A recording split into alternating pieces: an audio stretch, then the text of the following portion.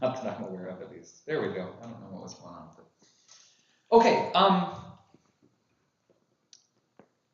let's recap what we've talked about so far. We have talked about Peter. Who else? What else we talked about? We talked about Philip.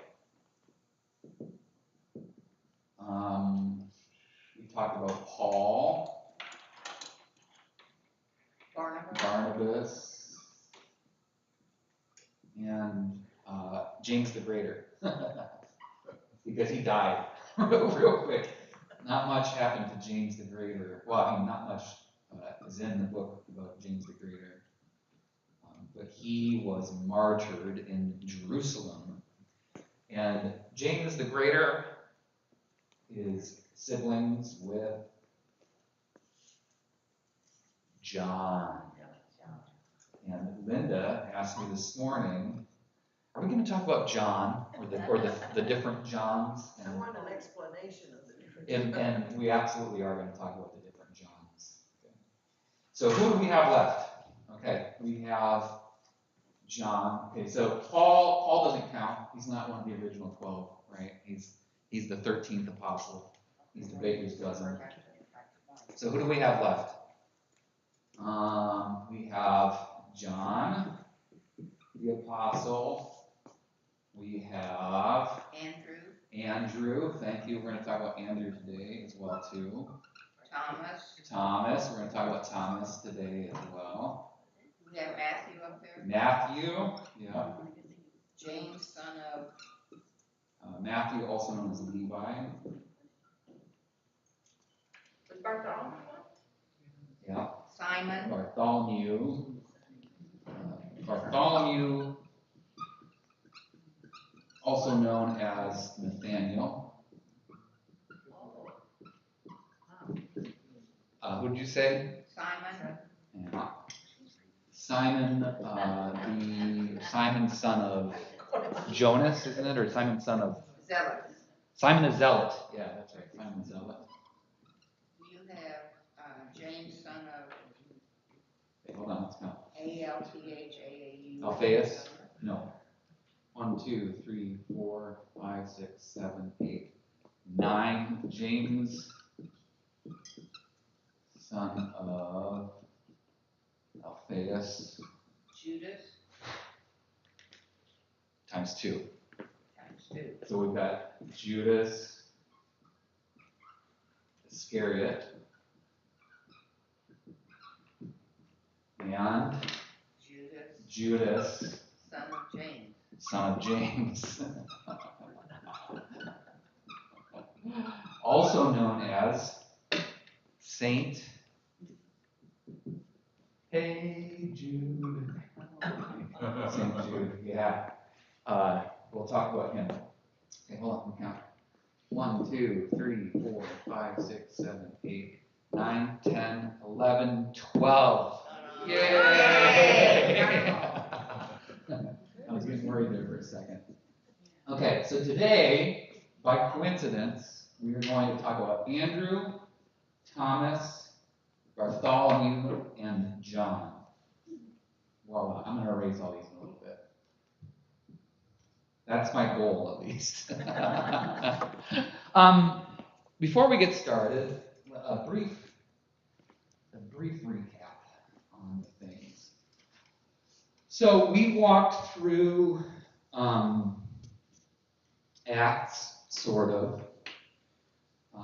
But basically, we picked through Acts to highlight several of these characters. And the ones that appear to a greater effect in Acts are Peter, right? So we read Peter's story in 9 through 11. Philip is in chapters 9 and 10.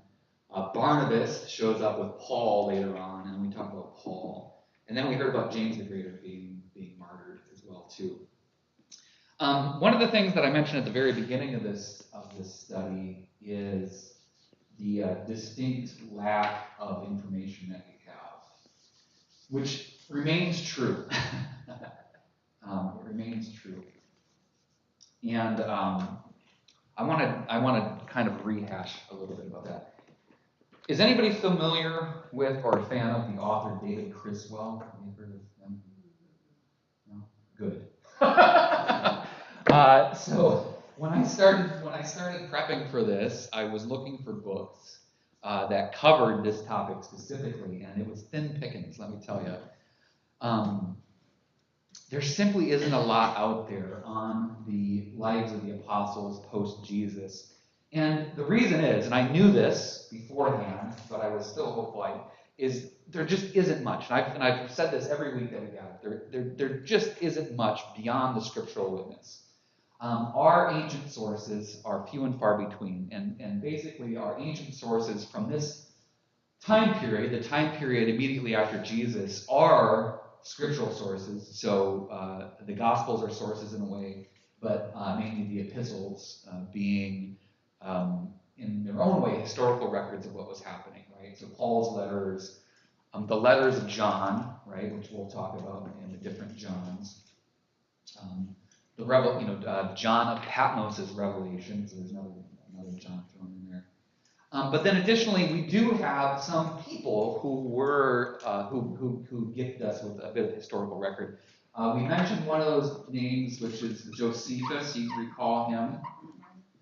But Josephus was primarily a Jewish and Roman historian. That was his focus. Josephus was a Jew who actually, he switched sides. He fought in the early Jewish-Roman wars. He was captured and converted, to make a long story short, and ends up becoming a Roman historian, documenting further Jewish-Roman conflicts and other things. Josephus writes somewhat about the Christian experience. He mentions Jesus briefly. He does talk about Herod the Great and John the Baptist and the conflict therein. But Josephus, again, being a Roman historian, is primarily concerned with things that affect the Roman Empire. And Josephus is operating kind of in the 40 years after Jesus. Other sources that we get are a guy named Eusebius. I don't know if you recognize that name. And Eusebius is a historian, Greek, which, that's a very Greek Latin name. He's a historian who seeks to capture the traditions of early Christianity. But here's the thing about Eusebius is he is operating in the late 3rd and early 4th century. So he's from around I think it's 270 to 330, something like that, which is a full century and a half minimum after the lives of these guys, right? And Eusebius, like I mentioned, tries to capture the traditions, and that's code language in a way. And this is somewhat language that modern scholars use to distinguish between things that are we can nail down as being concretely in the historical record. Versus things that are traditions. And what modern scholars mean by that is, again, there is very little in the written record, okay? Despite the fact that, the Roman Empire was very good at document keeping, these folks simply didn't do anything to enter into Roman documentation. Aside from being killed eventually. But even their martyr experiences themselves didn't always happen in the Roman Empire. This guy especially, this guy and this guy are both killed in the Indian subcontinent. Okay, is where they're finally killed. And those are traditions, not historical records. Okay, because we have stories of this, but we don't. But again, what Eusebius is essentially doing is he's talking to people who have stories that have been passed on from that era, but no actual documents. And from a modern perspective, that's kind of a distinction that we make, right? So it's this big distinction between things that we can document, we can trace back, through a paper trail, so to speak, versus things that are have been and we use the language oral tradition, right? So a lot of the stories that we get about these folks even as thin as they are they fall into that category of tradition, which we can't prove it one way or the other. There is no concrete matter that validates these traditions. One thing I would say that we need to keep in mind, though, is that it shouldn't devalue the traditions either, because with any story that's passed on from person to person, from generation to generation, the truth of that story isn't just in its factual veracity. It's in the meaning and the value that it has to the people that tell that story, right? So if you think about even the stories that are in your genetic history, right, the stories that you have that have been maybe passed on from generation to generation, it isn't so much about is that actually the way that it occurred, but it tells you something about your ancestors or your family or the values of your family, right?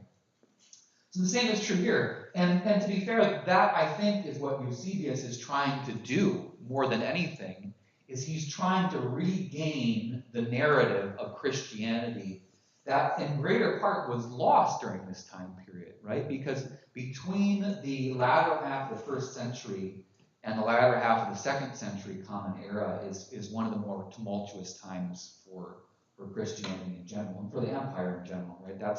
We get these periods of intense persecution followed by, kind of a non-interest in Christianity. And it isn't really until the latter end of the 3rd century and the beginning of the 4th century that you have Christianity being accepted as a socially acceptable, existence within the Roman Empire. So what Eusebius is trying to do, again, in the latter end of the 3rd and early beginning of the 4th, is recover the narratives of the people that went by.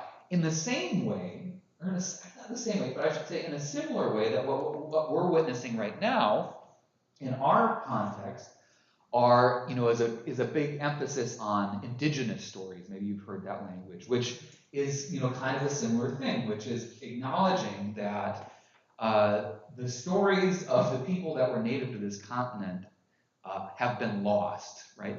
Because of the persecution of their people, but also because they didn't really factor into the history of the powers that be, right? It's very similar to what's going on here. So Eusebius is on the other side of that saying, man, what are the stories that we lost? What happened to Thomas and Andrew and Bartholomew and Simon and Jude and all these folks? But all he's got are narratives, right? You can't rediscover things that have been lost to time. Would Eusebius have been an influence to Constantine? Oh yeah, I mean they were contemporaries. And Eusebius actually isn't primarily a historian. He is regarded as one of the genius level theologians of his era. He was considered an extremely good interpreter of Scripture, and in fact himself contributed. I mean, because keep in mind, and we'll talk about this when we start our early church study. This is the sweet spot in terms of the development of Christian theology. This is where you end up shaking out a lot of what eventually get called heresies, but it's really a refining of who Jesus is, right, and the importance of Jesus. And Eusebius contributes greatly to that. Another name that we should throw up here is Origen. He's a big guy in that movement as well too, and he's a little earlier than Eusebius. Augustine is later. City of God. I better Google that before I make a statement. I want to say the end of the 4th century, but I think it might be later than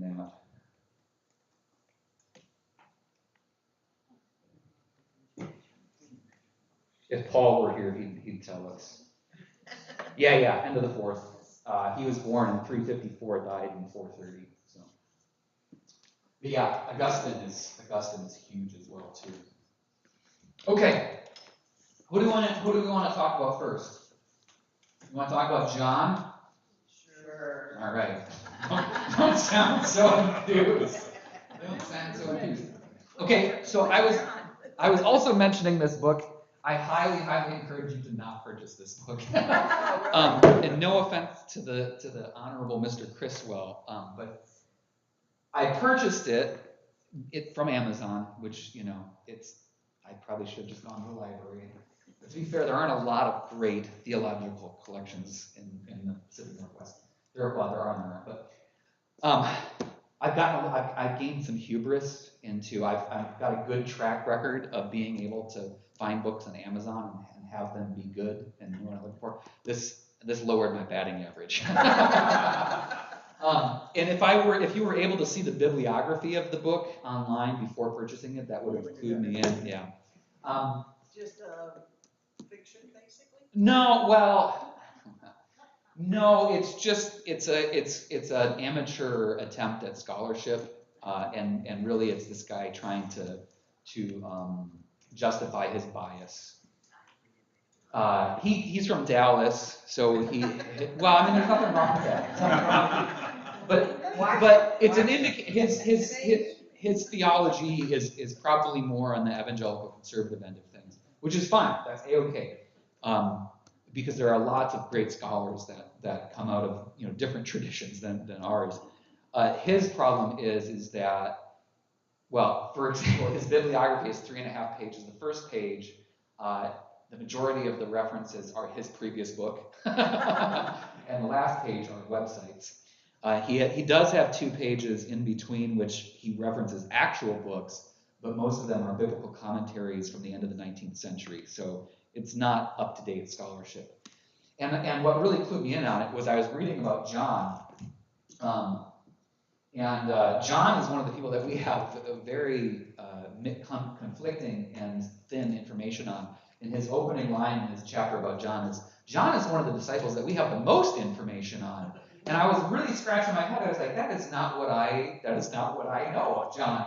And the reason being is that he is insistent that John, the gospel author, John, the letter of the 3 epistles, and John of Patmos, who wrote the Revelation, are the same person, which, spoiler alert, pretty much all modern scholars will debate at least one, if not all 3 of those points.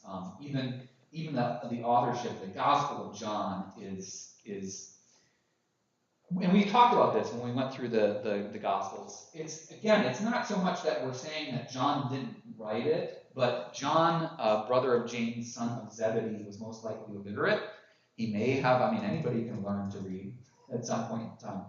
But, you know, one of the more likely scenarios is that the Gospel of John originates from the Apostle John, but it doesn't actually get recorded down until the end of the 1st century. Most scholars date the Gospel of John to somewhere between 90 and 110 Common Era. And this guy theoretically died at the beginning of the 90s. One of the interesting things is that he was probably one of the youngest of the 12 disciples. He tagged along with his brother James, which is really fascinating. Then again, James and John are the sons of Zebedee. Zebedee owned the boat that Peter and Andrew, Peter's brother, and James and John fished on, right? So that's how they get recruited, is when Jesus recruits them, he gets the whole batch, right? And then poor Zebedee is left without a labor force, and his fishing business promptly crumbles, I'm sure. You know. Imagine coming home for that family reunion every year. Yeah. And Dad passive aggressively asking whether or not they're going to return to fishing.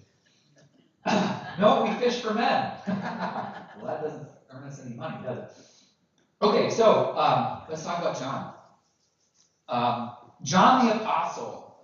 We've already talked about a couple of facts of him. He is the youngest of the 12. How old that is, we don't know, but he was likely a middle teenager when he joined Jesus, when he started following Jesus.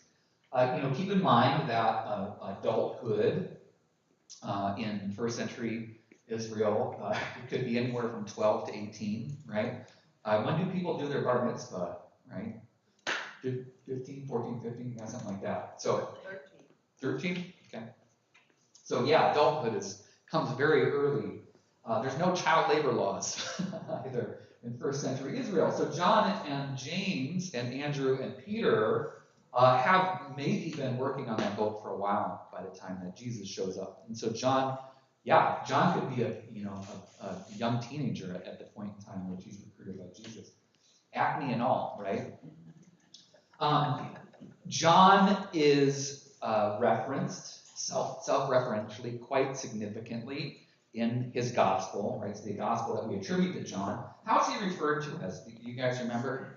What's his how he refers to himself as the beloved disciple. And by the way, this is one of the clues that tells us that the guy that, or the person that's responsible for the Gospel of John is probably not the person that's responsible for the letters of John or for John's revelation, because he never refers to himself as John in the Gospel. He refers to himself as the beloved, but in the epistles of John, and in that's how he starts. This is, I can't remember how Revelation opens. It's something along the lines of, John imprisoned on the island of Patmos, blah, blah, blah, write this to the 7 churches in Asia, blah, blah. So that's one of our clues. Also, the writing's very different. So, short version of this is most modern scholars, and when I say most, what I mean by that is, and again, this not to create this division, but it's, we tend to talk about mainline scholarship versus non-mainline, and it's not just about denominationalism. It's about are you trained in an accredited university or a private Bible school, right? And I'm not going to get into that, but I mean that's a different conversation. We can talk about that if you want to, but a lot of really what it boils down to is scholarship that tends to come out of our tradition that we tend to associate with is follows the same academic guidelines as, for example, archaeology or any history, which is you leave your biases at the door and you treat the source material for what it is, right? So in other words, you don't try and impose your theologies or your expectations onto the text or the event or whatever. Whereas the contrast to that is that there's a lot of stuff that is labeled as biblical scholarship, which is proof texting, right? So trying to intentionally trying to find your theological understanding of Scripture in Scripture or in history, right? So you come in with assumptions. So Jesus is Lord of all, and the Bible, and whatever your theological assumptions are, and then you intentionally try to find those in the biblical record. You understand? Does that kind of make sense? The difference between that? Yeah. Okay, back to John. So kind of what we've become accustomed to is that John. There's 3 Johns actually in the 1st century. There's John the Evangelist, who is responsible for the gospel. There is John of Patmos,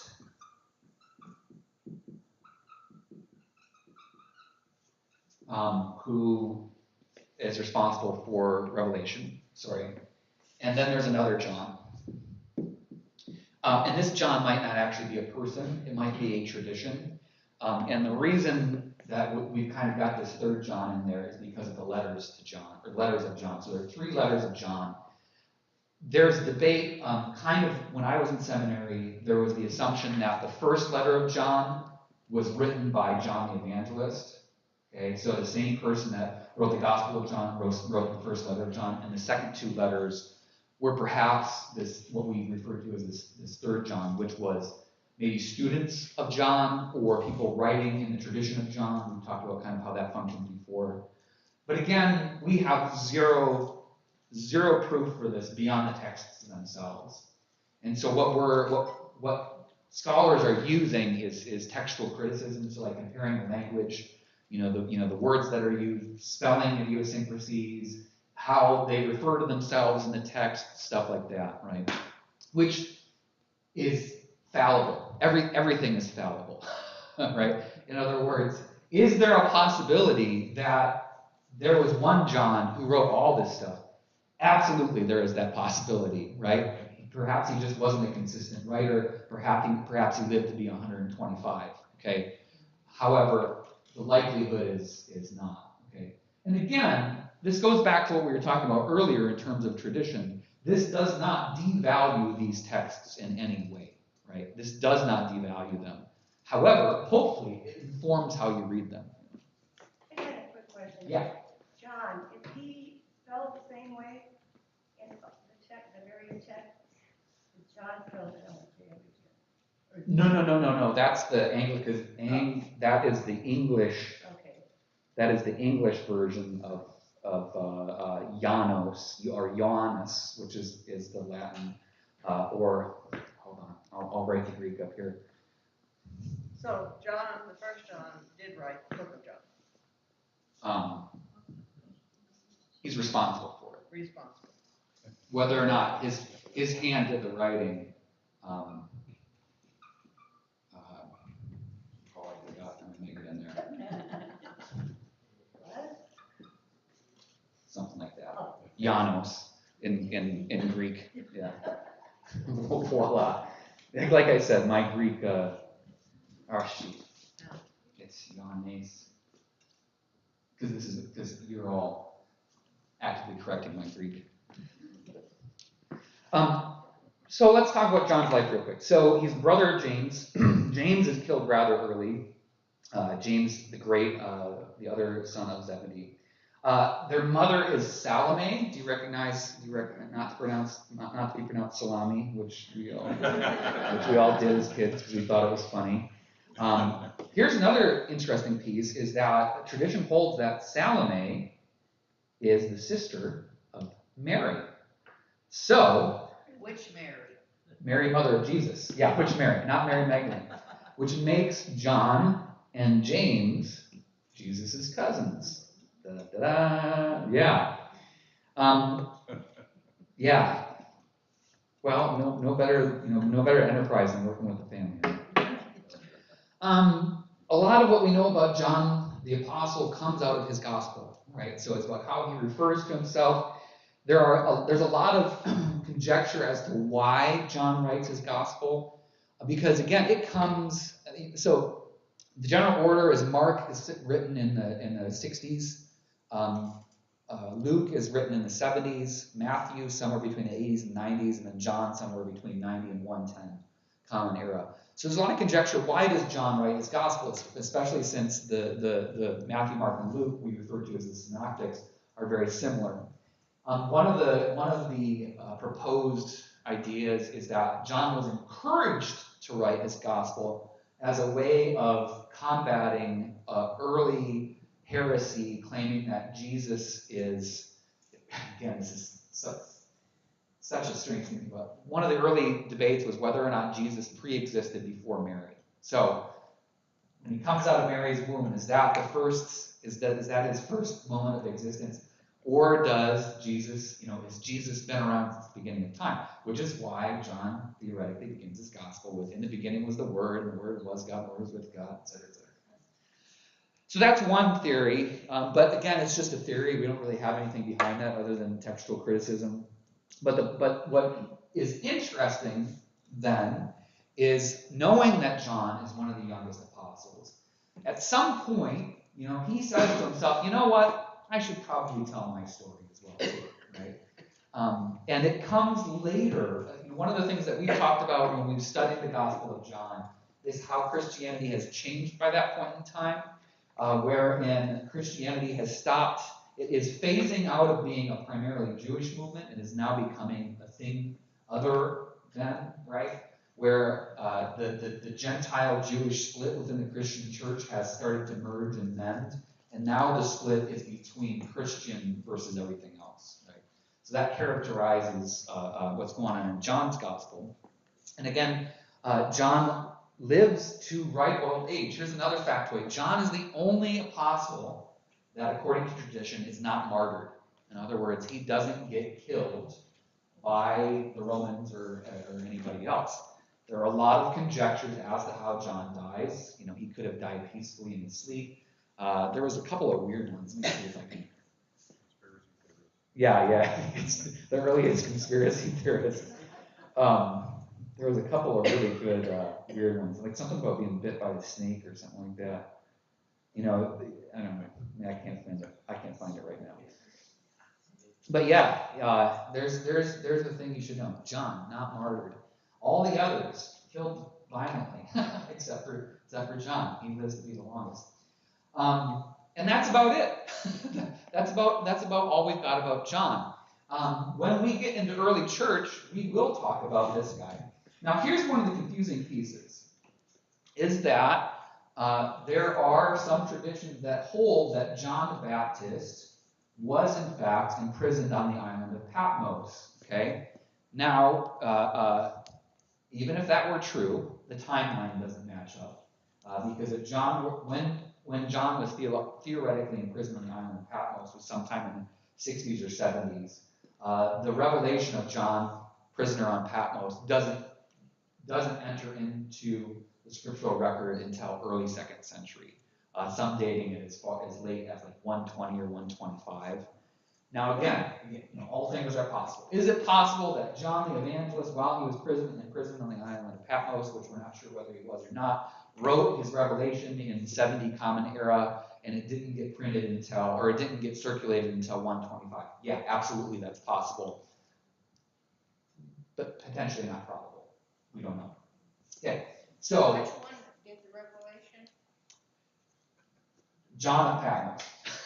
John the who may or may not be the same as John the Evangelist. Okay. And again, you're like, why do we care about any of this, right? Well, John the Baptist was John number 4 then. Yeah. Yeah, sorry. Yes, and then there's John the Baptist and John Mark. Don't forget John Mark as well, too. There's 5 Johns. Don't try to keep track of all the Johns. Because here's the thing: it's like Joseph as well, too, right? Joseph in Greek is Iosis, which is Jesus. Okay, so this is like John Smith in first century Hebrew. Same thing here. Don't worry about it. There's a lot of people named John, the same as there are today a lot of people named John. So don't worry about it. But yes, there are several Johns that pop up. John Mark being an early leader in the church, not confused with the other John. Did you say that John the Baptist was also imprisoned in Patmos? No. He would know. John the Baptist was imprisoned in Jerusalem by Herod the Great. John the Evangelist was perhaps maybe imprisoned on Patmos. But here's the thing: is that this is what scholars debate when they get to talking about traditions. Is we don't have a textual record for this aside from Eusebius, whose name I erased.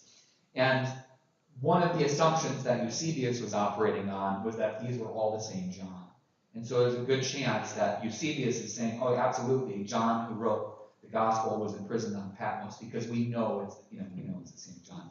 Whereas modern scholars are looking at the texts and saying, maybe he had a personality break at some point, but the way in which John the Revelator and John the Evangelist write is extremely different.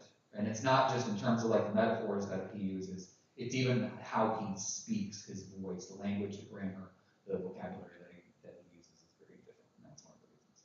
Which, by the way, is the moment that I tuned out of this book, where he started talking about John and went into this like 3-paragraph diatribe lamenting the fact that nobody believes in the book of Revelation anymore. Well, buddy, we'll cross the bridge at a different time. Nothing wrong with Revelation, but it's got to understand the context to read it. What did I do with my eraser? Okay. We're done with John for now. We're done with John. Let's talk about Andrew. Maybe we'll get to Thomas and Bartholomew. Okay. Andrew was a fun one for me because I actually learned some things. Imagine that. Andrew is whose brother? This is a pop quiz. I just talked about who Andrew is the brother of? James? Nope. James and John, Andrew and No?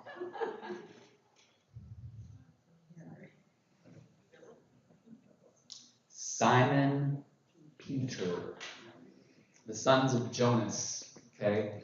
So, in the beginning, there was James and John, the sons of Zebedee, and Andrew and Simon, who eventually becomes Peter. Son of who? Jonas. Not to be confused with, well, Jonas/Jonah, believe it or not, another one of those. And that's not another Jesus. Not another I mean, Jesus. John. Not another John, no. And the name Joshua, is that also Jesus? Yeah, what, Yeshua? Yeah, so you've got Yosef, Yeshua, and again, the reason it's complex is because in Hebrew you don't have vowels. So Yosef, Yeshua are the three same base letters. Well, Yosef ends in a terminal vav, I think. I don't remember. Yeah. Oh yeah, Hebrew names, man. Where's Paul when you need? Yeah. Yeah. Everybody's got two names.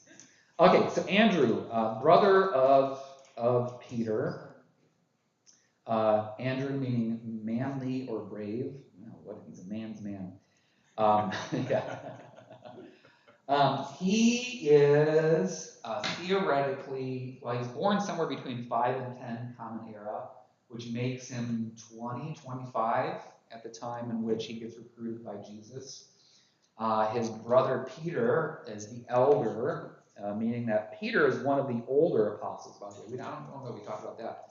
Peter is one of the older disciples when they are recruited, which makes sense considering the kind of de facto authority that Peter had in that group. When you say oldest, late 20s, early 30s? Yep, exactly.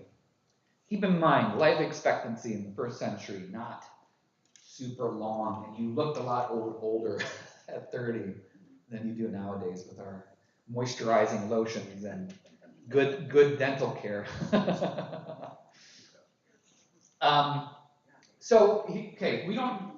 So what we know about Andrew from our scriptural witness is basically what we know from the Gospels. Okay, so all the stories in the Gospels that we know about Andrew, that's pretty much it.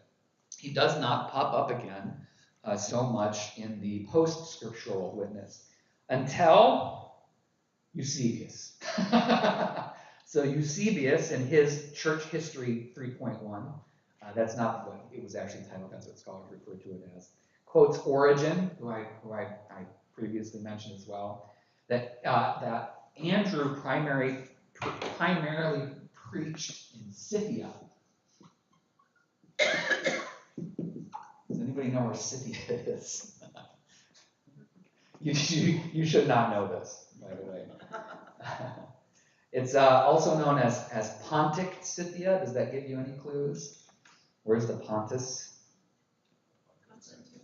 Yeah, thank you. Yes. So Andrew is attributed with primarily preaching up near modern day Turkey, near the Caspian Sea is where Andrew goes to. Here's what's fascinating about Andrew is that he doesn't stop there, according to the traditions. He perhaps goes so far as modern Ukraine, which I guess makes sense. You just keep going north from the Caspian Sea up there. So he is celebrated in Georgia, Cyprus, Malta, Ukraine, Romania, and one other place. This is my favorite. I had no idea. I never made the connection. So he is a patron saint of Ukraine and one other modern nation that we know about. And here's your clue. When Andrew was crucified, he was not crucified on a cross that looked like this. He was crucified on a cross that looks like this, which is called the Saltire cross. Okay? The Saltire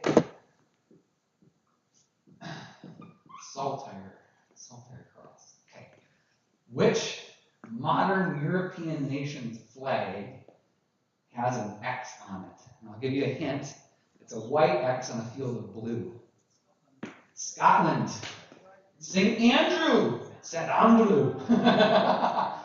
One of the golf legends, right, of Scotland. He is, in the tradition, attributed with making a trip to the new British Isles and preaching in Scotland, which is where we get the Scottish flag from. Ta-da! You learned something today.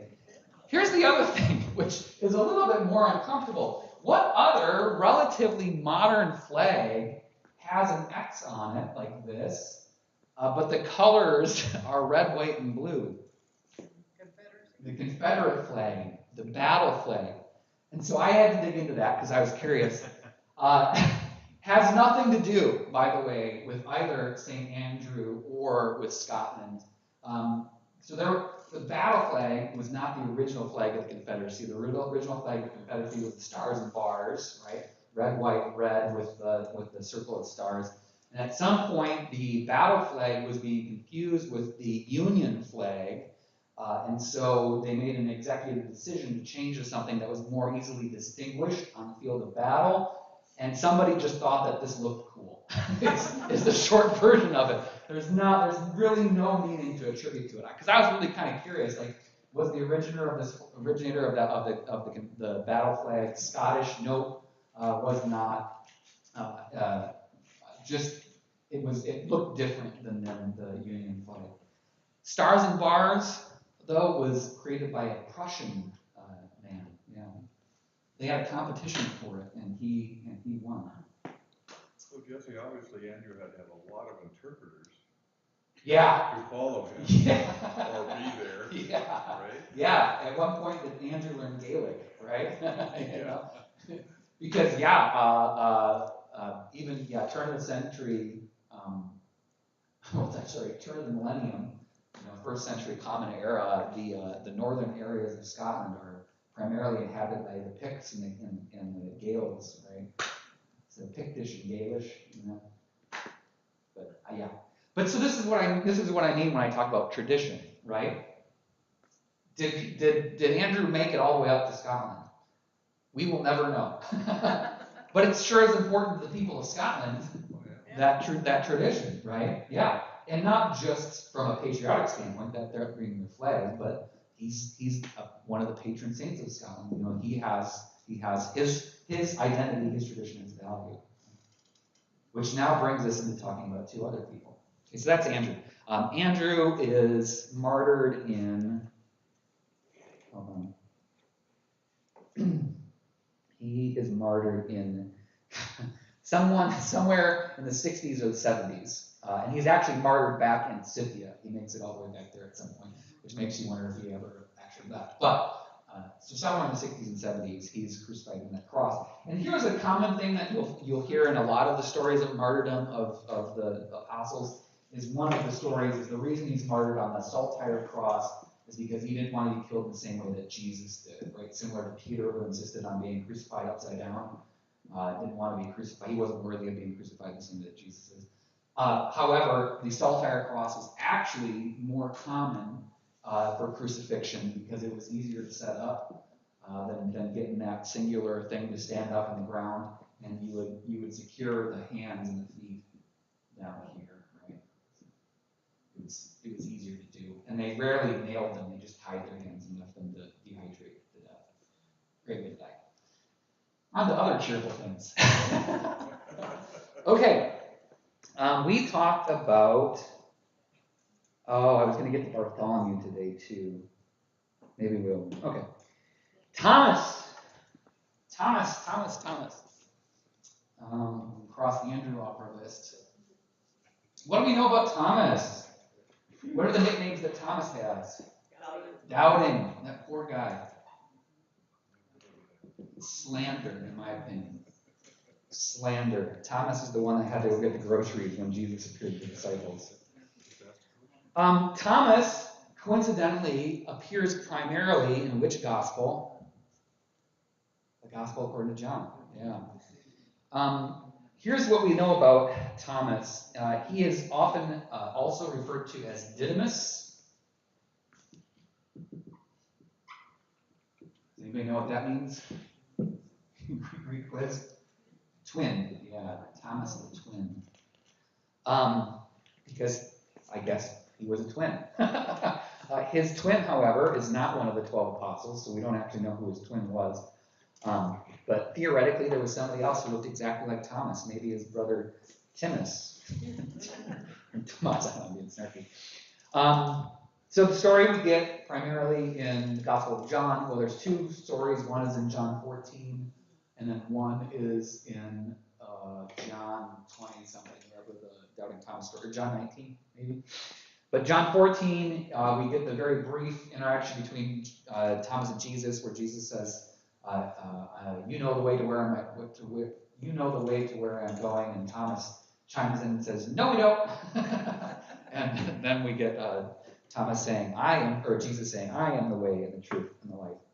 And that's about it. We don't hear very much of John at all until, I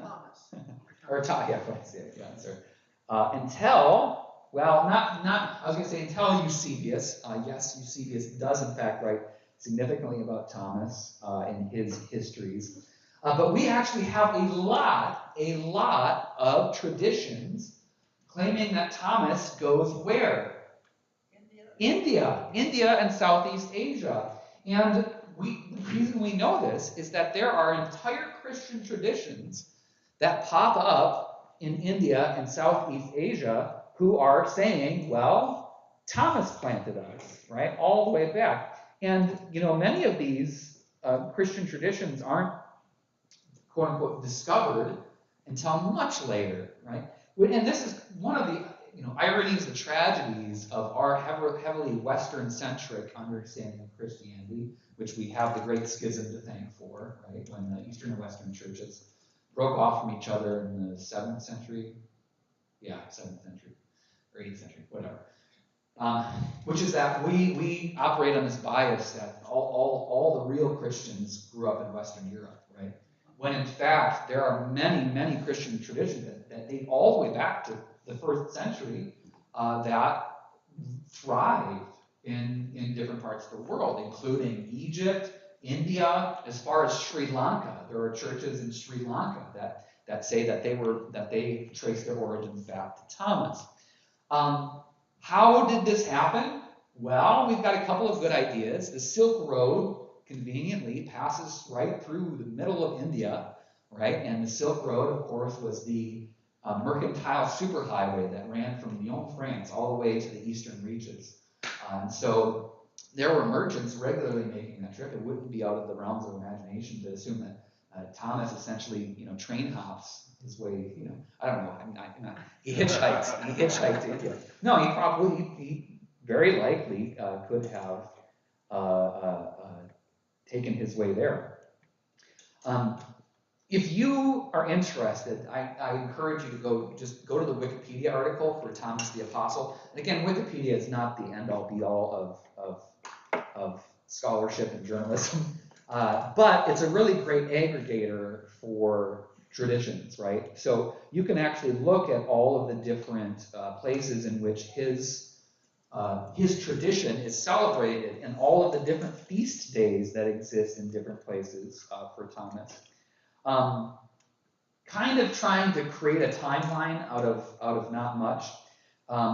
He is purportedly said to have arrived in India in Milwaukie,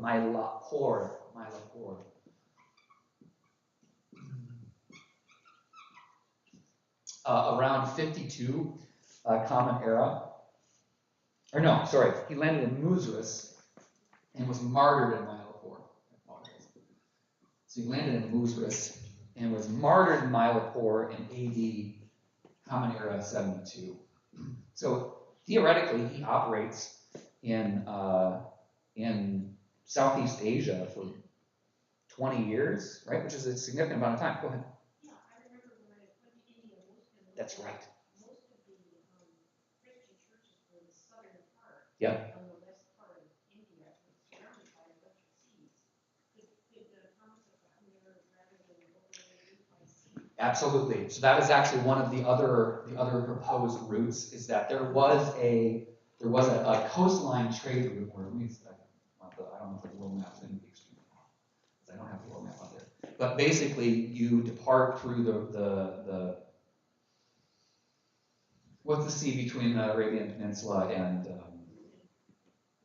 Arabian Sea. yeah, the Arabian Sea. You depart through the Arabian Sea, hang a left, and hug the coastline all the way to India. Also a regular journey that's made. So yes, in fact, that is also one of the options. Milwaukie is over on the east. It's in the Tamil province. Like I said, you can very easily find more traditions about Thomas. But again, what's fascinating for me is, we talked about two people so far, Andrew, whose name I erased, and Thomas. And we can see claims on their tradition that extend far, far away from where we assume the heart of Christianity exists in the first century. And we've talked about it before, and we'll talk about it more when we get into the early church, but never underestimate the power of roads, right? Roads and the communication of information, right? Whether or not these guys physically themselves traveled, you can imagine that, let's say Thomas arrives on the western coast of the Indian subcontinent, sets up shop there, trains his own disciples, right? He's recruiting followers.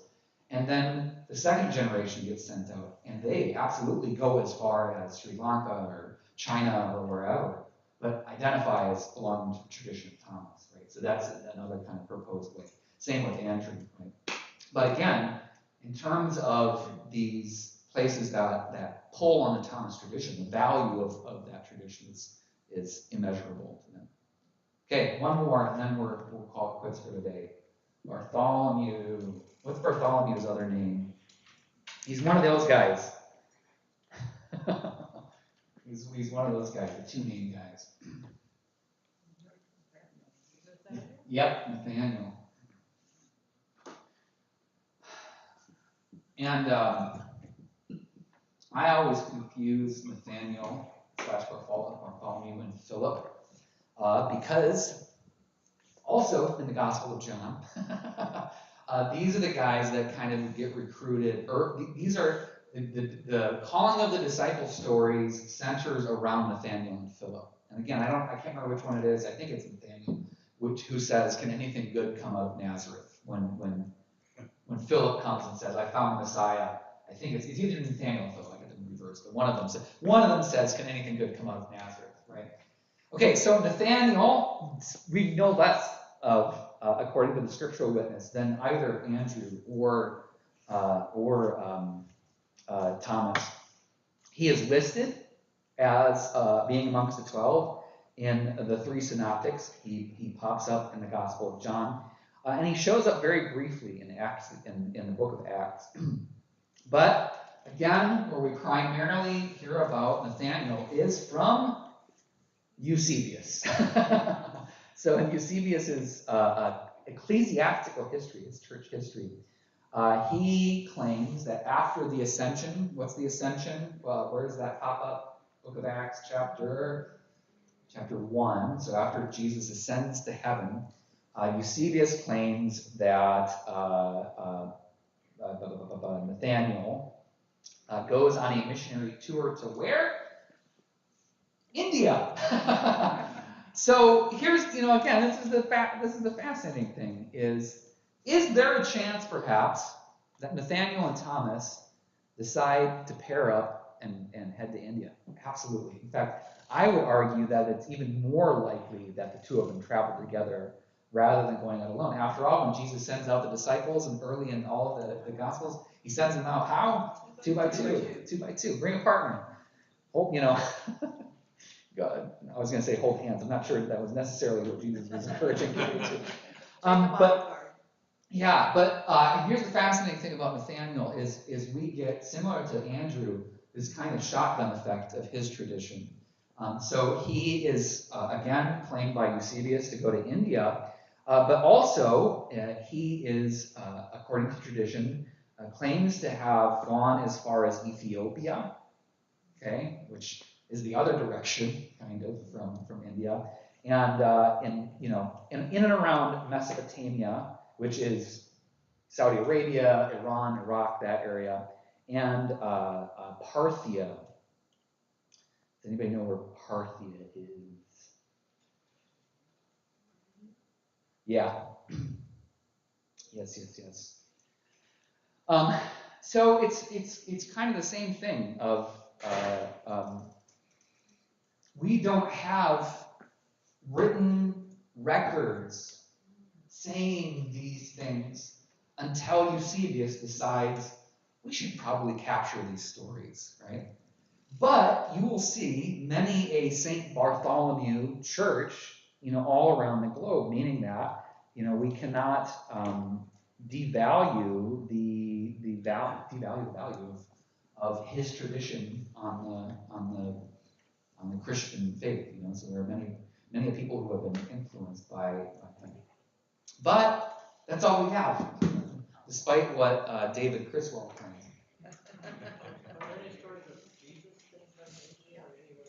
What's that? Any stories about Jesus spending time in India or anywhere besides? Oh, so one of the apocryphal gospels does make a claim that Jesus post-resurrection travels to India. I can't remember which one it is right off the bat. But yeah, and again, most of the apocryphal quote-unquote gospels don't pop up until end of the 2nd century, early 3rd century, which is why most Christian traditions don't include them in the canon. It's because we kind of said, well, the 4 gospels were written in the 1st century, and we'll keep those. But additionally, and this is a great segue, this is what we will talk about when we get to talking about the early church, because starting in towards the end of the 3rd century, well, actually, no, that's not entirely true. This goes all the way back to the early beginnings of Christianity. But starting towards the end of the 3rd century, what you get is you get a much more intentional gathering of the now leaders of the Christian faith, trying to essentially standardize for lack of a better term, what Christianity is about. Which, again, we'll talk about this. That one of the more common, it's not really a myth, well, I guess maybe it's a misconception, is that Constantine was responsible for all that. He was somewhat, but in reality, even before Constantine comes on the board, Christianity has started to figure out, what, we should probably really kind of try to make sure that we're all on the same page, more or less, so that we can, essentially police ourselves in terms of theology and all that good stuff. So, when we talk about early church, we'll talk about the canonization of Scripture, right? And how they arrived at the books that we now call the Bible. Isn't Left Behind series about that? I don't know. I never read them. Left Behind it's two, Jerry something and Tim something. Tim LaHaye and Jerry something. Left Behind is a fictional series that made a lot of money. A lot of money in the 90s, late 80s, early 90s.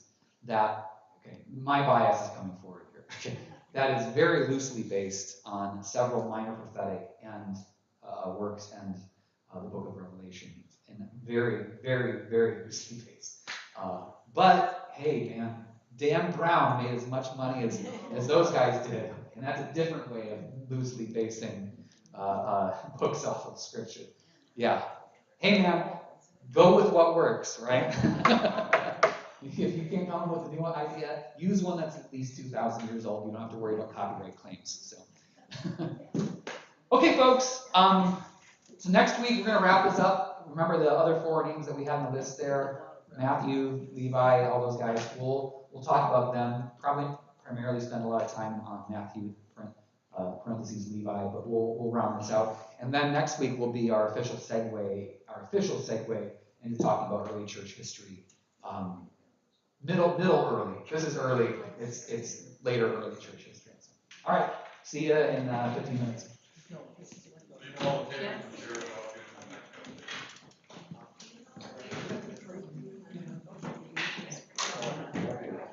I should try that.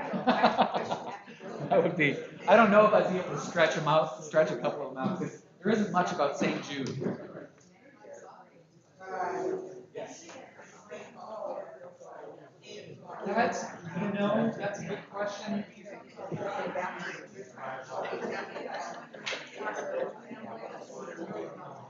Somebody got it. I mean, I was like, that's a little bit more heavily based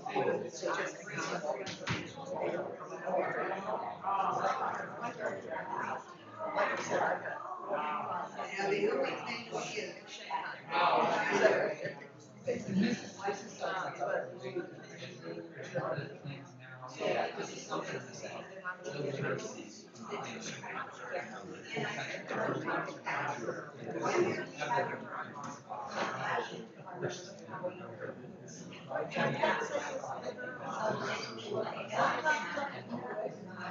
So they're kind of like projecting back, assuming that, assuming the common version. When we're the question now, especially of how like basic schooling required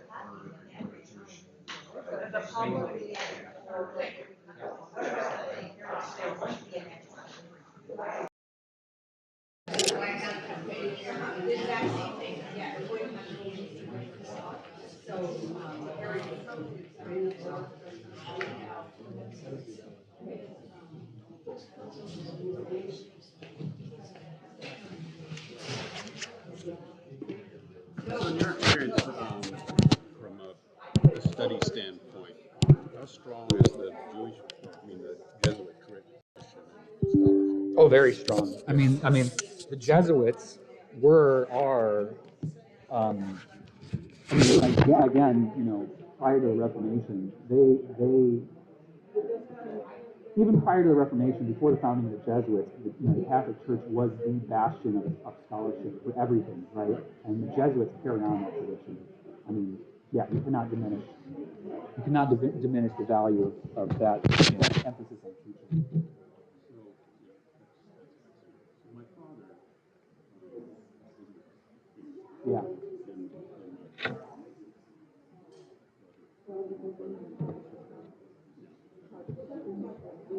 my dad,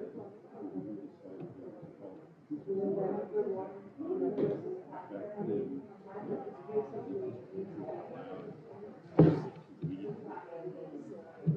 Mm-hmm. Yeah. it was